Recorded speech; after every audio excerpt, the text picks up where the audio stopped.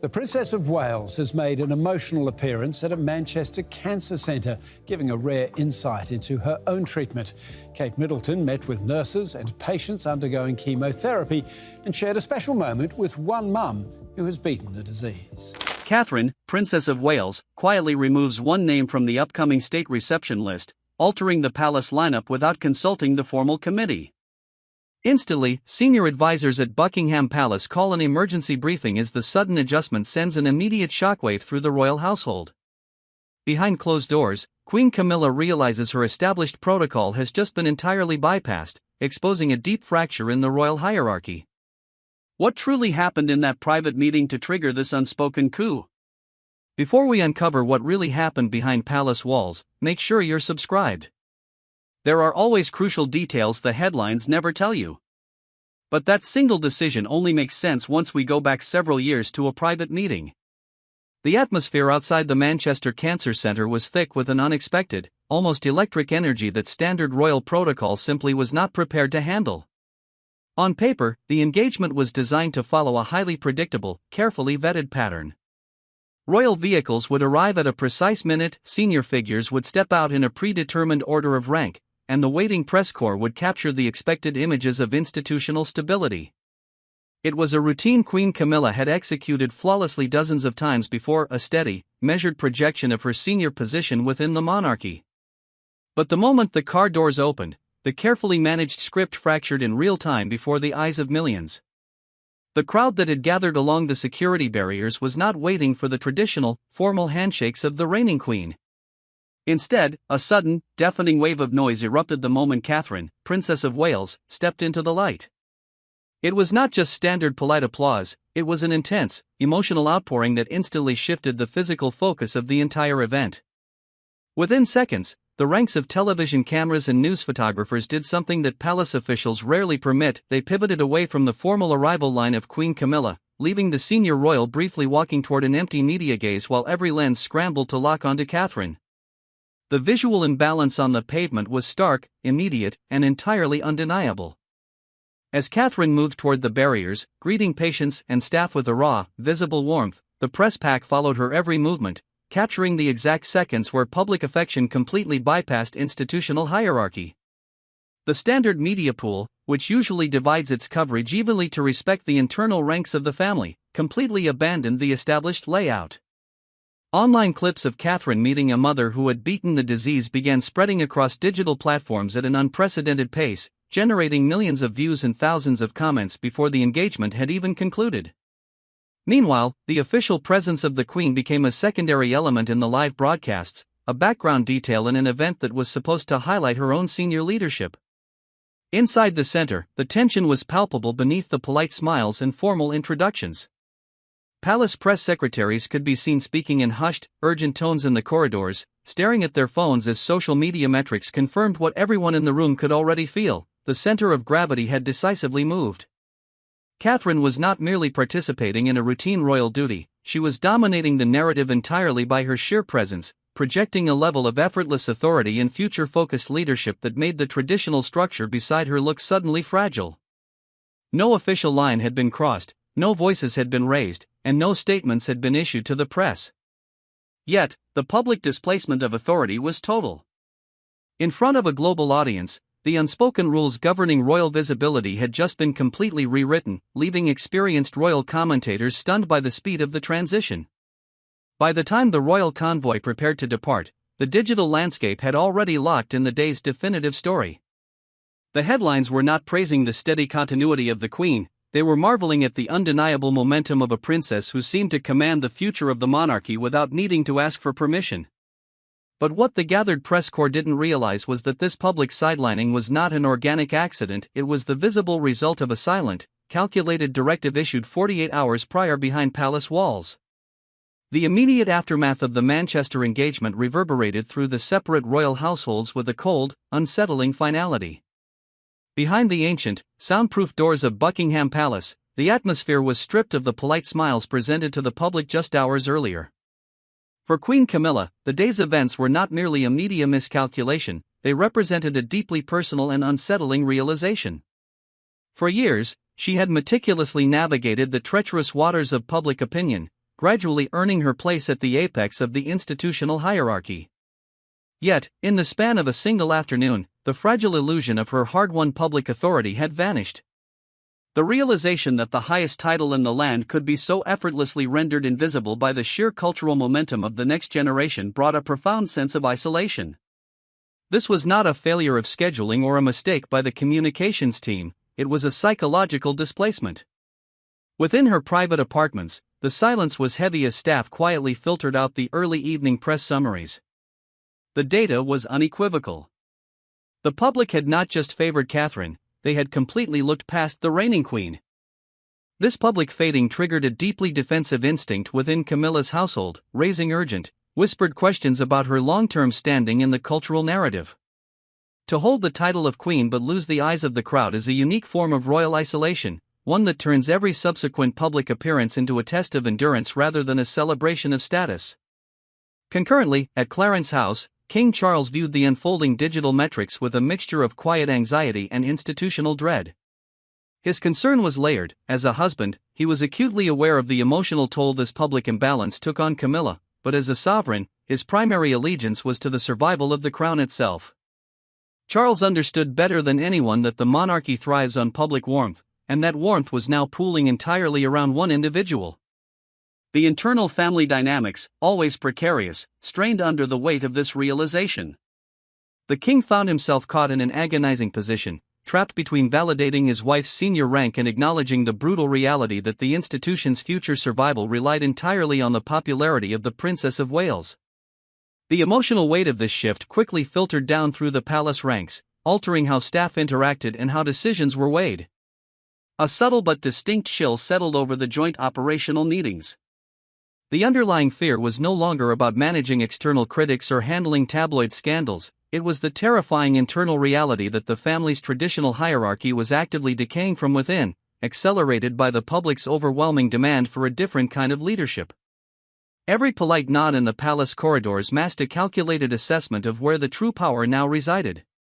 The senior royals were suddenly operating in a house divided by expectation, where the present reign felt increasingly like a prolonged intermission before the main event. Catherine's household at Kensington Palace maintained a calculated, disciplined silence, refusing to gloat but fully aware of the shift that had occurred.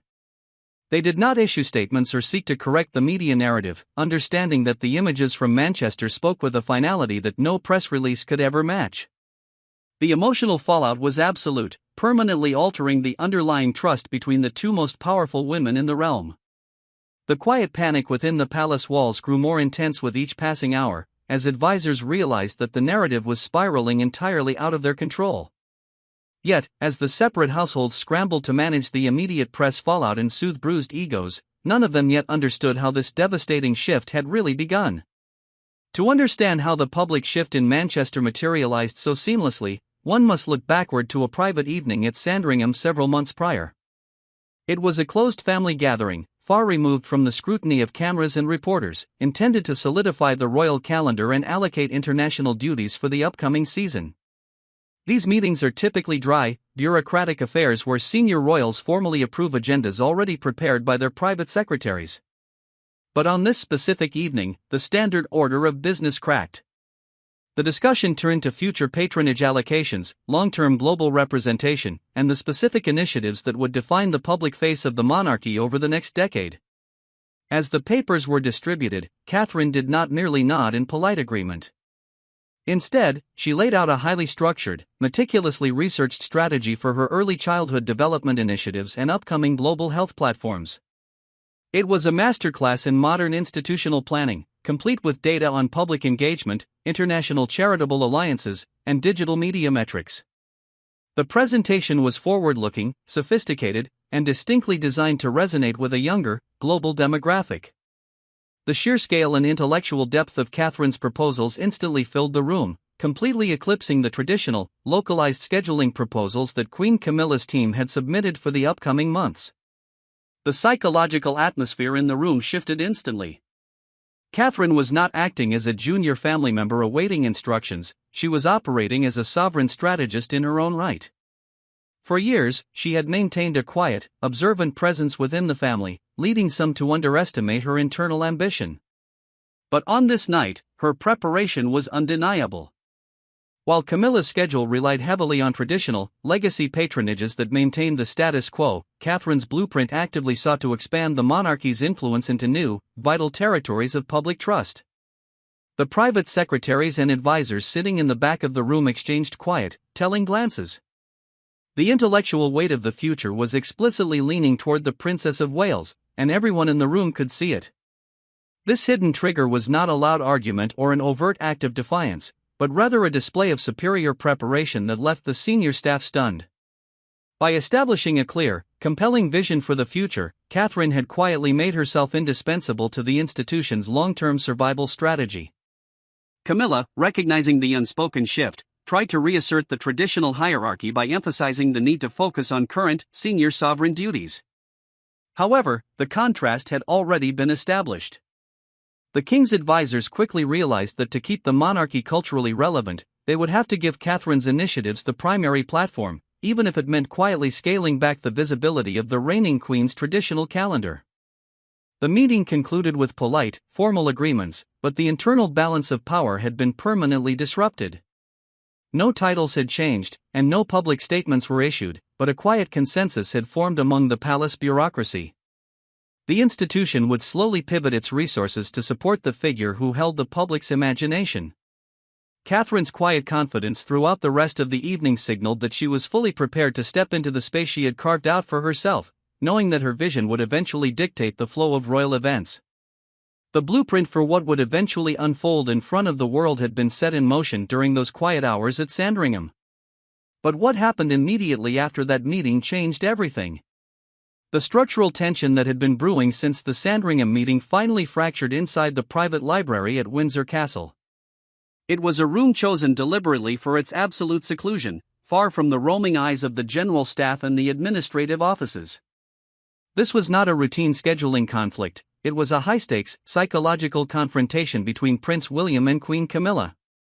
The physical environment was deceptively still, the soft ticking of a grandfather clock and the faint hum of the estate outside provided a stark contrast to the immense pressure building within the room. There was no theatrical shouting, no loss of composure, and no overt hostility. Instead, the confrontation was built entirely on sharp, measured dialogue and a devastating undercurrent of psychological tension. William stood near the heavy oak desk, projecting a cold, protective resolve, while Camilla sat opposite him, her posture rigid with defensive institutional pride. The issue at hand was a highly confidential draft of the upcoming state reception protocol, a document that explicitly placed Catherine at the absolute center of global diplomatic engagements, effectively pushing the Queen to a secondary, ceremonial role. Camilla viewed this administrative layout as a direct insult to her rank, an overt attempt to accelerate a transition that had not yet legally arrived. She confronted William, invoking the traditional hierarchy of the crown, asserting that the reigning queen's position must remain inviolable and uncompromised by public popularity contests. But William did not yield. He spoke with a quiet, unshakable finality that shifted the conversation from family sentiment to cold, institutional reality. He delivered a polite but devastating ultimatum regarding Catherine's future positioning at state events, presenting a clear choice between personal pride and the long-term survival of the monarchy. William argued that the public's trust was no longer tied to formal titles alone, but to the figures who commanded genuine cultural respect. He made it clear that his household would no longer allow Catherine's massive public capital to be suppressed or managed simply to preserve the vanity of a traditional hierarchy that was failing to connect with the modern world. The psychological weight in the room was crushing. One by one, William unpeeled the vulnerabilities of the current reign, using internal media data and global reception metrics to prove that the crown's current visibility strategy was actively decaying. Camilla countered with the defensive tradition, reminding him of the decades of sacrifice made to stabilize the current line of succession. Yet, every argument she raised was met with the cold, calculated precision of a future king who was already looking past the present era. Minimal action took place during those 45 minutes, neither figure moved across the room, yet the psychological ground shifted completely. It was a battle of wills between defensive entitlement and protective legacy, and it became increasingly obvious that the old guard was running out of leverage. The confrontation ended before an explicit resolution could be spoken aloud, leaving the air thick with unfinished conversations and unspoken resentments. No apologies were offered, and no structural compromises were reached in that room. The boundary lines within the family had been drawn with terrifying clarity, and both figures knew that the internal dynamics of the palace would never be the same. The fragile peace that had held the separate households together had been permanently shattered behind those closed library doors. The room fell into an absolute, suffocating silence as William finally stepped out into the corridor, leaving a definitive and signed policy document waiting on the king's desk that would force the institution to make its final choice. The unsigned policy document resting on the king's desk did not remain a private family dispute for long. In the architecture of the British monarchy, personal friction between senior royals is quickly absorbed by a cold, faceless entity that operates entirely on logic and continuity, the institution itself. Within hours of the library confrontation, the hidden machinery of the crown began to turn. Private secretaries from Buckingham Palace and Kensington Palace met in a neutral briefing room, flanked by senior constitutional advisors, legal review teams, and the masters of the households. This was no longer a domestic argument about seating charts, it was a high-stakes administrative crisis that threatened the delicate balance of succession planning. The monarchy operates like a corporate entity where public perception is the ultimate currency. As the advisors analyzed the internal polling and digital metrics from recent months, the conclusion was brutal and unanimous. The public did not view the hierarchy through the strict lens of constitutional law, they viewed it through the emotional connection they felt toward individual figures. The data proved that Catherine had effectively become the central pillar of the monarchy's global brand. To suppress her visibility in order to protect the traditional rank of the Queen was deemed an unacceptable risk to the institution's long-term survival. The machinery of the palace began to prioritize institutional stability over personal feelings, initiating a quiet, systemic pivot. Legal teams and protocol experts began dissecting royal procedures that had stood for generations. They examined the subtle nuances of the civil list, the scheduling of the duchy payroll, and the formal guidelines governing royal representation at international Commonwealth summits. Every procedure was meticulously re-evaluated to determine how much authority could be legally delegated to the Princess of Wales without violating the core constitutional rights of the sovereign. The advisors were not acting out of malice toward Queen Camilla, they were responding to the cold, mathematical reality of public demand. The institution was actively transforming into an independent character in the drama, a force that would ruthlessly adjust its own internal structure to preserve its place in the modern world. During these intense, bureaucratic sessions, the personal desires of individual royals were treated as secondary details. Senior advisors drafted a series of highly confidential administrative memos that outlined a new operational framework.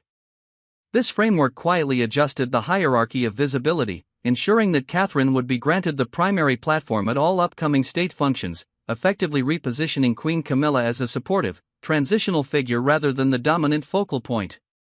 When the private secretaries presented these findings to the king, it was framed not as a choice, but as an operational necessity. The institutional consensus was absolute. The machinery of the crown had made its decision, bypassing centuries of rigid protocol in a matter of days. The individual households were informed of the new administrative directives with a polite, unyielding finality that left no room for appeal or negotiation. The separate offices were forced to accept the reality that the structural foundation of the palace had shifted beneath them, dictated by a bureaucracy that valued legacy over individual titles. The internal debate was over, and the new operational plan was locked into the palace scheduling system, ready to be executed with absolute precision. The machinery had already begun moving, and the visible consequences of this systemic realignment were about to manifest before the eyes of the world. The administrative directives issued by the palace bureaucracy did not remain hidden behind memorandum files for long, they rapidly manifested as a series of undeniable, physical changes across the daily operations of the royal estate. To the casual observer, the daily court circular might have seemed identical to previous months, but to experienced royal watchers and internal staff, the reality was clear.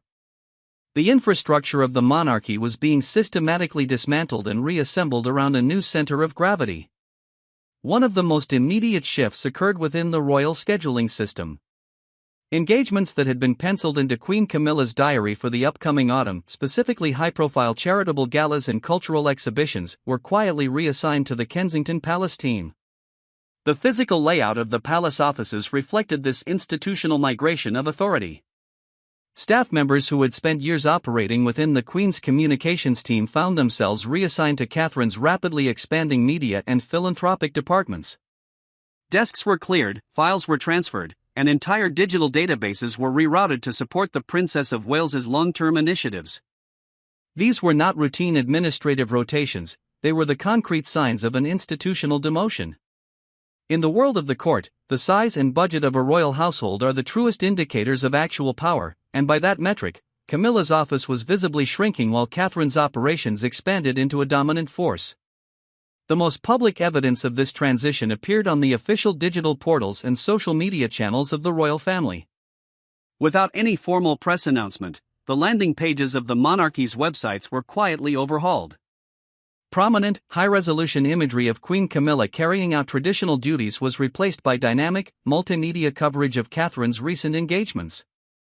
The digital team altered the algorithm of the official releases, ensuring that updates regarding the Princess of Wales were pushed to the forefront of global feeds, while the Queen's schedule was relegated to secondary tabs. This digital restructuring ensured that whenever a global user accessed the official narrative of the British Crown, Catherine's face and vision were the first elements they encountered. Even the financial and legal structures felt the weight of the change. Alterations were made to the distribution of official press notices and the allocation of royal protection details, with resources shifting heavily toward supporting Catherine's upcoming solo international tours. When official state letters and invitations for the next diplomatic season were drafted, the traditional phrasing was subtly modified, ensuring that Catherine's name was prominently displayed alongside senior sovereign functions. Each minor administrative adjustment carried an immense emotional weight, signaling to the entire household that the reigning queen's influence was being contained within a strictly ceremonial boundary. The atmosphere within the palace became incredibly strained as these visible alterations took effect. Staff members from different households avoided unnecessary contact in the corridors, fully aware that any display of divided loyalty could jeopardize their standing in the new regime.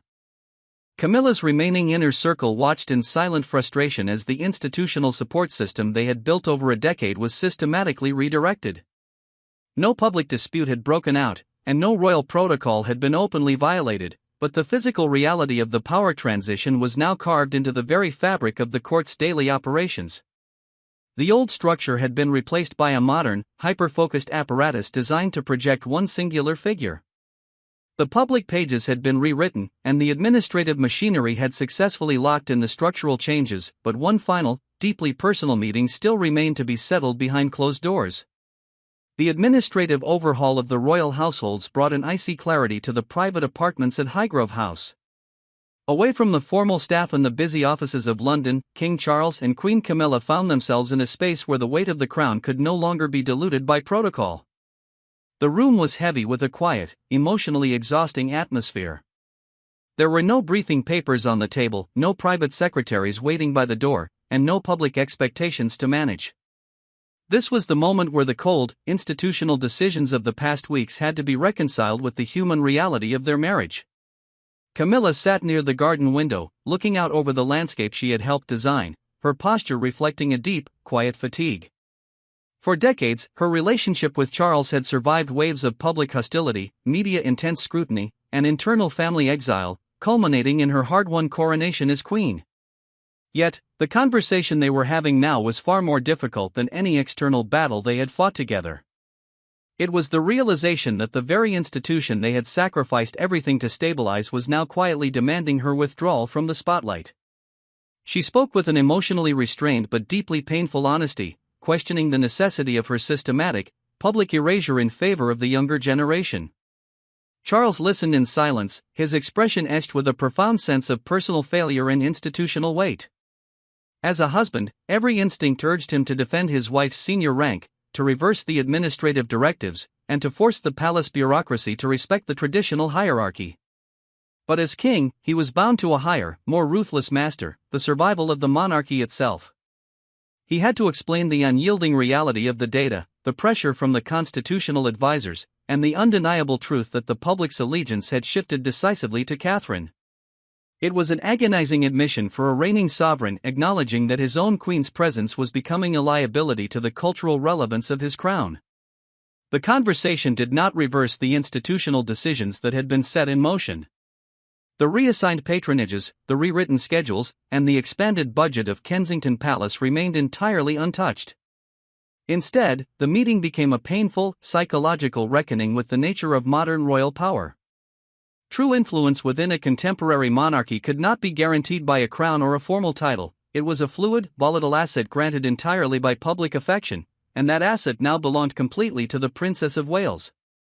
The realization that they were merely a transitional bridge to the future, rather than the main focus of the era, was a bitter truth to accept. There was no anger or bitter recrimination in the room, only a profound, shared grief over the loss of a public validation they had spent a lifetime trying to secure. By the time the evening faded into twilight, an unspoken understanding had been reached between them. Camilla would continue to fulfill her constitutional obligations with absolute dignity, maintaining her senior rank and name, but she would no longer fight the steady, inevitable migration of public attention toward Catherine. She would step back into a supportive, quiet role, allowing the future queen to occupy the center of the royal narrative without resistance. It was an exhausting, deeply personal admission of shifting tides behind the safety of closed doors. But outside the sanctuary of Highgrove, the public explosion was already arriving at the palace gates. The quiet internal realignments that had spent months reshaping the palace corridors finally burst through the gates of the royal estate and into the unyielding arena of global public discourse. It did not begin with a formal statement or an intentional leak. Instead, the international media apparatus independently locked onto the mathematical reality of the recent engagements. Television newsrooms, digital editorial boards, and high-profile commentators began dissecting the stark, undeniable contrast in public engagement between the reigning queen and the Princess of Wales. What had once been a hushed topic discussed exclusively by court insiders transformed overnight into a global cultural debate that dominated the news cycle across multiple continents. Within 24 hours, major international broadcasting networks were devoting entire panels of their primetime schedules to analyzing the shift. On-screen graphics compared social media metrics, television viewership numbers, and public approval ratings side by side, proving to millions what the palace bureaucracy had already concluded in secret: Catherine's cultural footprint had expanded to a scale that completely overshadowed the sovereign's household. Experienced royal analysts, who had spent decades observing the subtle shifts in institutional power, did not hold back. They pointed out the quiet reassignment of key autumn duties, the subtle changes in digital messaging, and the prominent positioning of Catherine at recent major events, openly labeling it a calculated, modern transition of power executed in plain sight. The conversation quickly evolved from routine media reporting into a chaotic digital phenomenon. Across online platforms and global news feeds, millions of users engaged in a fierce debate over the future direction of the British crown. Algorithms pushed videos dissecting Catherine's poised leadership to the top of international trending lists, generating tens of millions of views and sparking thousands of analytical threads. The public was no longer just consuming royal content, they were actively validating the palace's hidden decisions, demanding that the younger generation be given the absolute center of the national conversation.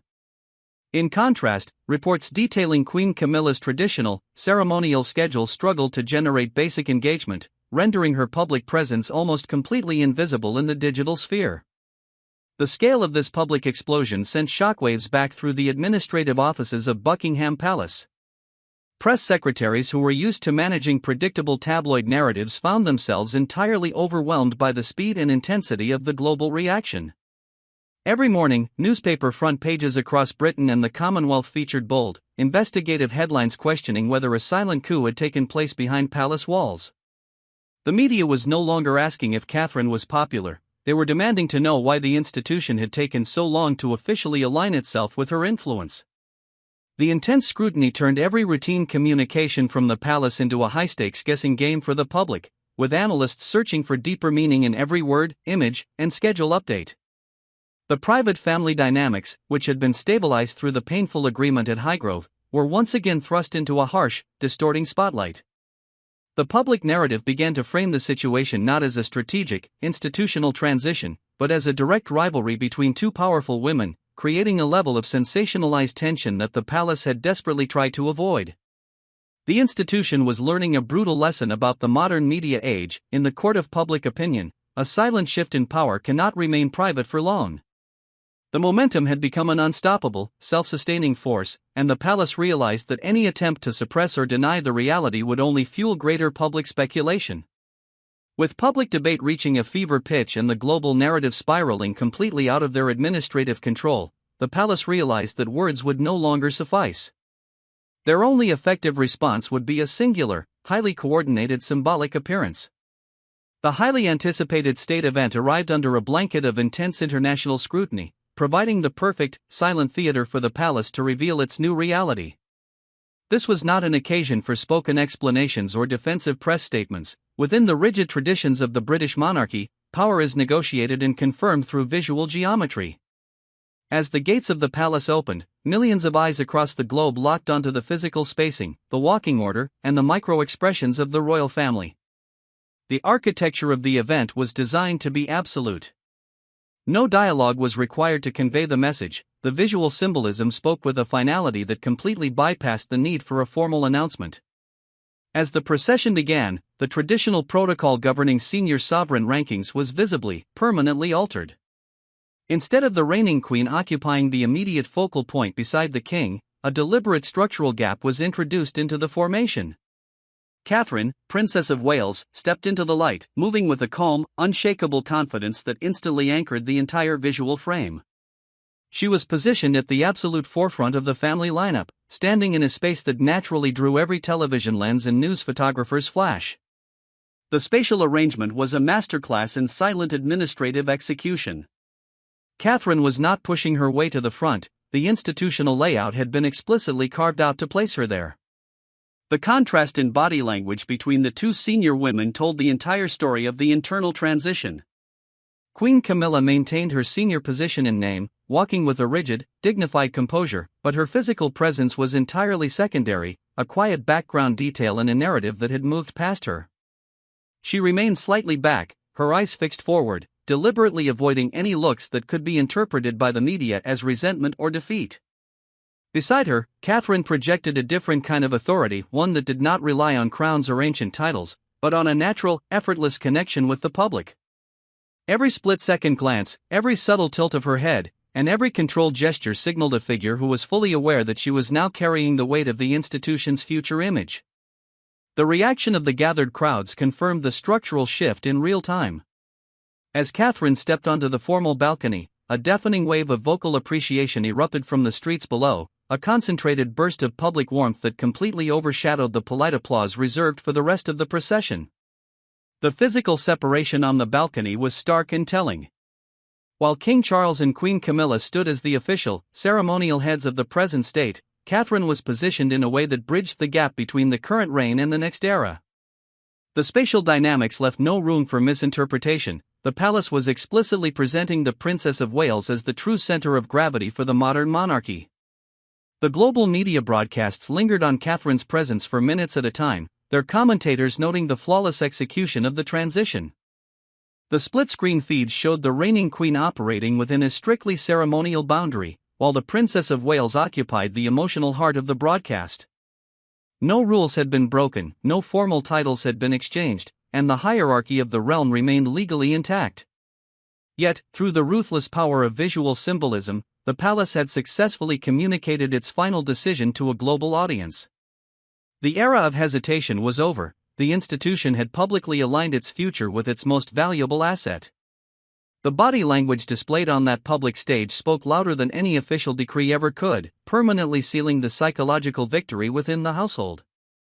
The public had witnessed the birth of a new operational era, cementing an undeniable new reality that could never be retracted.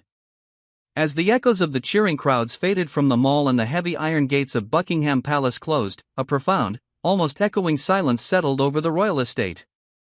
The relentless, exhausting momentum of the preceding months finally slowed, giving way to a quiet, permanent new reality. The crisis of visibility had passed, not through public declarations or constitutional amendments, but through a slow, deliberate realignment of gravity.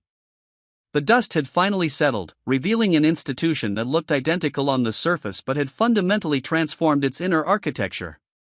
In the aftermath of this silent revolution, it became painfully clear who had gained and who had lost. Queen Camilla had not been stripped of her title, nor had she been removed from the official historical record of the reign.